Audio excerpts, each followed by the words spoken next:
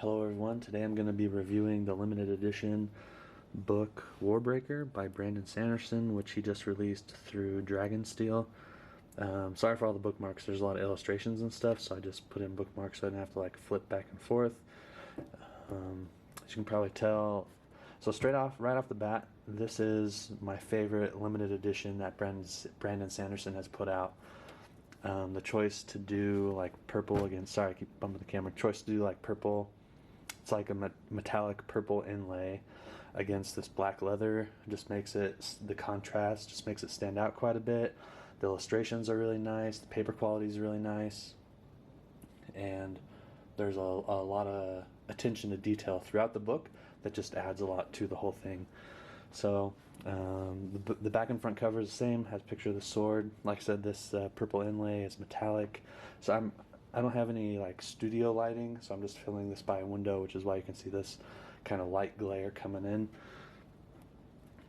The spine of the book, I can't remember what these ridges are called. They have an actual name, but just as you can tell, got more of the purple inlay, Brandon Sanderson, the Dragonsteel logo, that same cover for the back. The end papers have illustrations by, I forget his name, but super nice, you know, such vivid colors just really make everything stand out quite a bit. So those are the front end papers, these are the back end papers. I don't like opening the cover all the way, that just because it can like do weird things to the spine sometimes. So, but again, just such vivid colors just makes everything pop really well. So then you have kind of like a book cover gallery. So this is the US cover. I think this might be the let's get this to focus. I'm not sure if this is the UK or what country. This is probably my favorite. I love the, you know, how it looks like a stained glass window. That's really cool. And this is the Polish cover. So I'm not sure if this is going to come out. So this first letter is black, the rest of it is in purple. So every chapter is that way. Every chapter has an illustration and they're all different.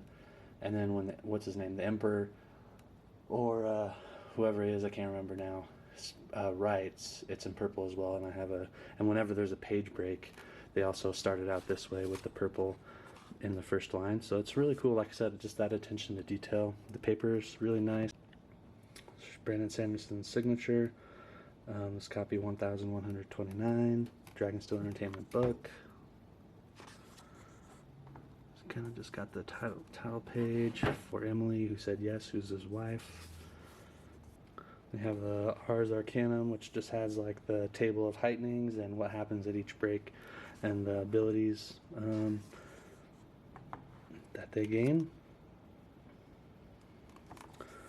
Then you have a list of all the illustrations. So let's see if we can get this in focus here.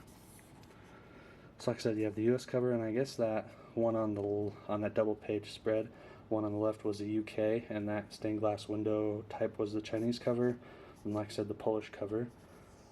Then you have interior illustrations, so you have Nightblood illustrations by Ben McSweeney. You have the map of Talir. The chapter drop caps that I was talking about were by Shine Gao, who also did the Chinese cover. And the front and rear end papers were by Dan Dos Santos, who also did some of the interior illustrations.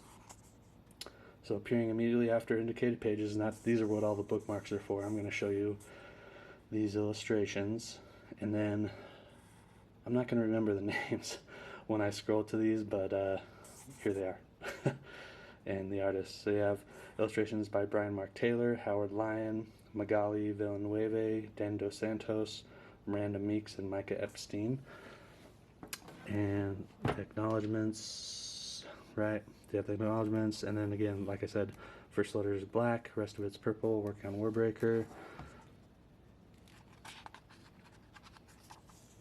Some more title page. Then you have that map, which is really cool. I really like how they like illustrated all the different houses and stuff. I don't know, it's just kind of like a cool detail that I haven't seen in maps usually. And it's cool that they just have a map of the city rather than kind of a map of the whole country. So they have and then it has, you know, this little legend, and you can kind of go around and find the locations and stuff, which was a cool touch. It's all in purple and black. Again, just the attention to detail, I think, is what really makes this book stand out from the others. So you have that the chapter illustration, you know, starts with the purple. And these illustrations are different for each chapter, which is must have been quite labor intensive. So let's go to all the other illustrations here. Get rid of the bookmark. We don't need it. So you have a double page spread of the view of the city, which is pretty cool.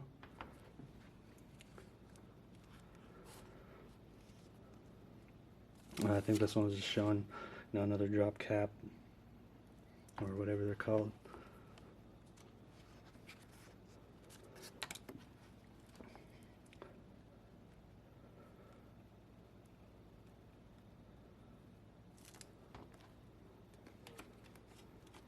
So we're just going to go through, show you all the illustrations here. This one's really cool. Really cool attention to detail and use of coloring and stuff, and shading.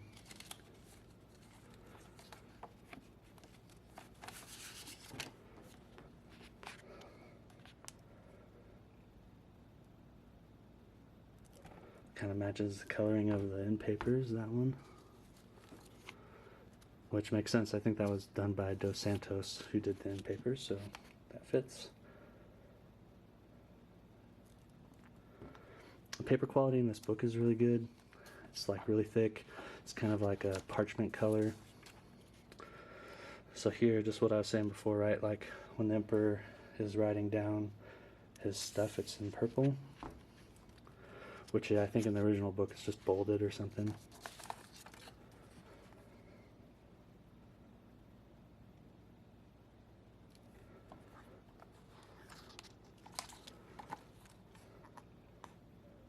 Kind of goes along with the Polish cover. Like I said, when there's chapter breaks, you can kind of see. Starts with the purple. And then in the back, you have that Ars Arcanum I was talking about, and it's, again, you know, it alternates between black and purple, excuse me, coloring, which is pretty sweet. And again, just that attention to detail. So it goes through kind of the powers. That last page, and then you have, you know, about Brandon Sanderson page, and then those end papers I showed you before. So that's pretty much the book. Yeah, like I said, this is my favorite. I think there was just, you can tell, there's a lot of attention to detail. The materials used were really high quality. The paper is really nice. The illustrations are really nice. Good, like, cool use of color. And this is just a great story in general of Brandon Sanderson's. You know, it's maybe out of some people's price range. It has a $100 cover price, and I think these signed and numbered editions might be out of stock now on his website, or the first printing of them. But I think Brandon does a pretty good job of keeping stuff in stock. That just might be hard now, because I from what I've been reading on a couple different websites, the paper that they use to make these limited edition books can be kind of hard to find for the publishers, or not the publishers, the people that actually make these. So if you see this, you know, you want to get the book, which you should, because it's awesome. You will probably have a choice, although it just may not be like a numbered copy, but you could probably get it signed through Brandon Sanderson's website. I'll look on his website, see if there's been a updated blog post or something about these, because if they're doing another print run and stuff, they'll usually have it posted on there. But yeah, I recommend this book wholeheartedly. It's my favorite. If you like science fiction fantasy, subscribe to the channel, like this video. More content coming out all the time, and I'll see you next time.